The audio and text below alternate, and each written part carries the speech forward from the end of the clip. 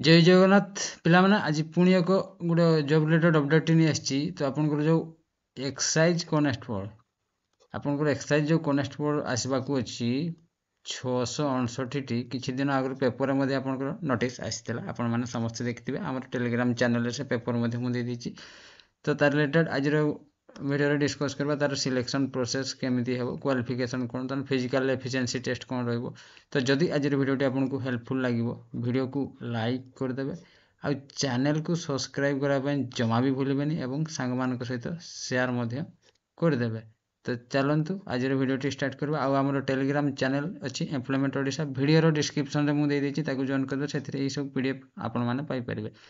हला तो आपनकर गोटे प्रेस ब्रीफ रिलीज कर दिया जाइए ओडिशा गवर्नमेंट तरफ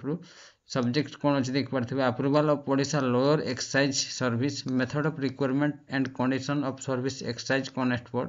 अमेंडमेंट रूल 2025 यहाँ लास्ट टाइम 2023 रे चेंज होता बर्तमान आपको 2025 रे पुणी चेंज कर दिगला for smooth requirement and management of excise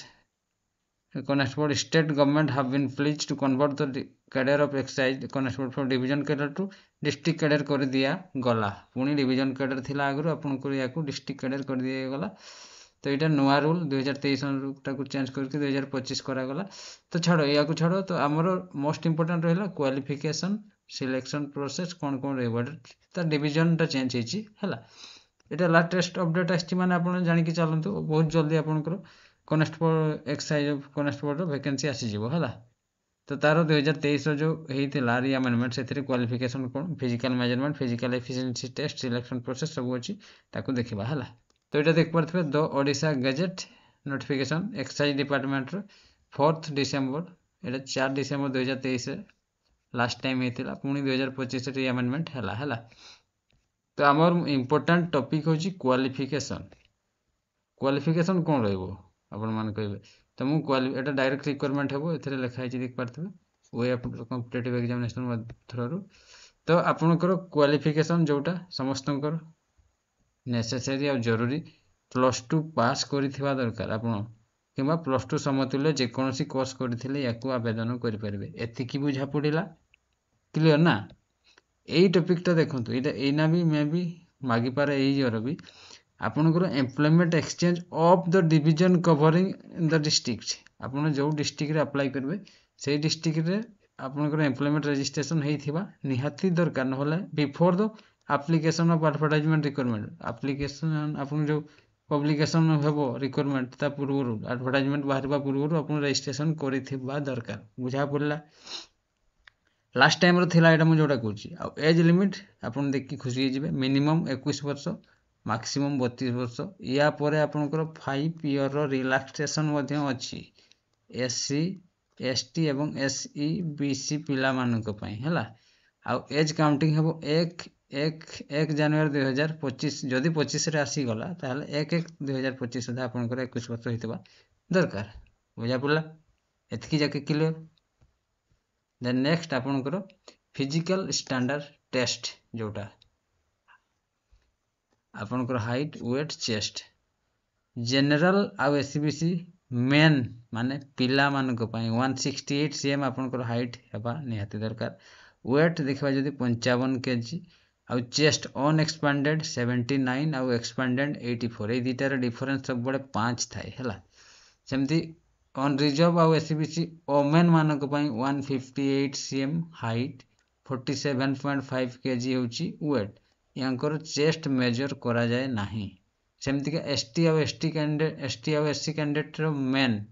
पिला मानक पई एसटी एससी 163 सीएम होची हाइट 55 केजी आपनकर वेट दरकार आ 76 सीएम चेस्ट आ 81 होची एक्सपेंडेड अनएक्सपेंडेड 76 एक्सपेंडेड होची 81 इटा भी 5 डिफरेंस होची बुझा पड़ला आ एसटी और एससी ओमेन मानक पई 153 सीएम होची हाइट आ 45 केजी होची वेट यांकर भी मध्य चेस्ट मेजर करा जाए नाही बुझा पड़ला एतकी क्लियर देन आपनकर देख पारथबे रिक्वायरमेंट प्रोसेस केतेटा प्रोसेस देकी जीवा पई पड़िबो तीनटा प्रोसेस आपनको फास्ट रे रिटन एग्जाम देवा पई पड़िबो आफ्टर दैट आपन फिजिकल स्टैंडर्ड टेस्ट जोटा कि मु देखैली टिके आगु मेजरमेंट करबे देन फिजिकल एफिशिएंसी टेस्ट करा जिवो आपनकर तो रिटन टेस्ट आगु आम देखीदे कौन केमती हम देखिपारे रिटन एग्जामिनेशन 100टा क्वेश्चन दिज्व आपंकर 120 मिनिट समय माने 2 घंटा समय दिज्व आपको 100 क्वेश्चन है आपंकर OMR हो पारे कि OCR हो पारे कि कंप्यूटर बेस रिटन एग्जामिनेशन कि any other objective device modern माध्यम हो पारे हेटा कमिशन डिसाइड करबो हैला। तो आपंकर सिलेबस देखंतु सेकेंड रे ओडिया लैंग्वेज रु क्वेश्चन आसीबो इंग्लिश लैंग्वेज रु क्वेश्चन आसीबो अरिथमेटिक रु क्वेश्चन आसीबो जनरल नॉलेज आसीबो सिचुएशनल अवेयरनेस आसीबो and logical reasoning and basic computer knowledge रु मध्ये क्वेश्चन आसीबो सब +2 स्टैंडर्ड रो क्वेश्चन आसीबो हैला। आ 0.25 नेगेटिव मार्किंग मध्ये अछि आपनकर क्वेश्चन बाइलिंगुअल आसीबो both English and Odia both language रे आसीबो क्लियर। एना आपनकर एटा जो फिजिकल स्टैंडर्ड टेस्ट मु टिके आगु कहली एटा आउ देखबाने हमरो वर्तमान अछि फिजिकल एफिशिएंसी टेस्ट एटा जो मोस्ट इंपोर्टेंट इवेंट कोन कोन अछि आपन मान कहबे आपनकर इवेंट किछि नाही for men all category 1600 metre आपनकर रनिंग अछि समय 7 मिनिट दे अछि जेमति का OSFP IRB रे 6 मिनिट समय देथिला एथिरे आपनको 7 मिनिट समय देछि हैला 7 मिनिट पर आप जब पहुँचे ताहले डिस्क्वालिफाई कर दिया जाव बाकी गला रनिंग गला देन आपनकर दुईटा ही इवेंट अच्छी लॉन्ग जंप 3.66 मीटर 3टा चांस दिज्व एटा 12 फुट होची ऑलमोस्ट 12 फुट आपनकर लॉन्ग जंप अच्छी है रनिंग अच्छी 1600 मीटर 7 मिनिट समय आउ 12 फुट आपनकर लॉन्ग जंप अच्छी 3टा चांस एटा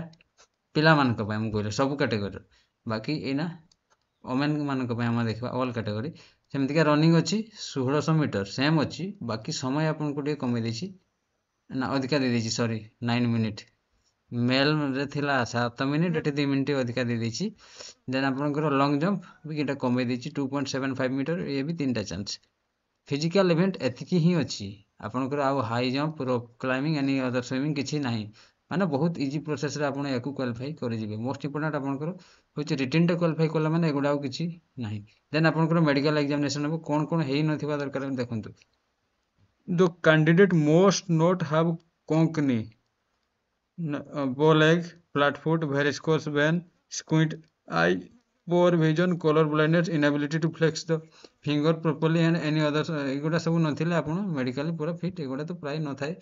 आ बोनस मार्क आपनकर जदि एनसीसी सर्टिफिकेट बी अछि गोटे मार्क पाइबे आ सी थिले 2 मार्क पाइ जिवे देन आपनकर सिलेक्शन हे जिवो हला डॉक्यूमेंट वेरिफिकेशन करके आपण आपनकर ट्रेनिंग पई चल जिवे तो बुझा पड़ला आपनकर क्वालिफिकेशन +2 पास करिथिबा दरकार किबा +2 समतुल्य जे कोनसी कोर्स करिथिबे एक नंबर देन एज लिमिट देख पारथिबे मिनिमम 21 रु 37 वर्ष भितरे थिबा दरकार आउ एम्प्लॉयमेंट एक्सचेंज रजिस्ट्रेशन निहाती कर दियंतु जो माने भी करि नांती आउ आपनकर एटा को OSSC करिवो जेतु डिस्ट्रिक्ट कैडर कर दिया गला ताले OSSC ही कंडक्ट करिवो बहुत जल्दी आसीबो टोटल पोस्ट 659 वैकेंसी अछि बोली कि आपनकर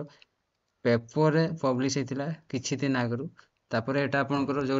अमेंडमेंट नोटिस ता आसी गला बुझा पड़ला तो आई होप आपनको आज वीडियो टी भल लागितबे जदी भल लागिछि वीडियो को लाइक कर देबे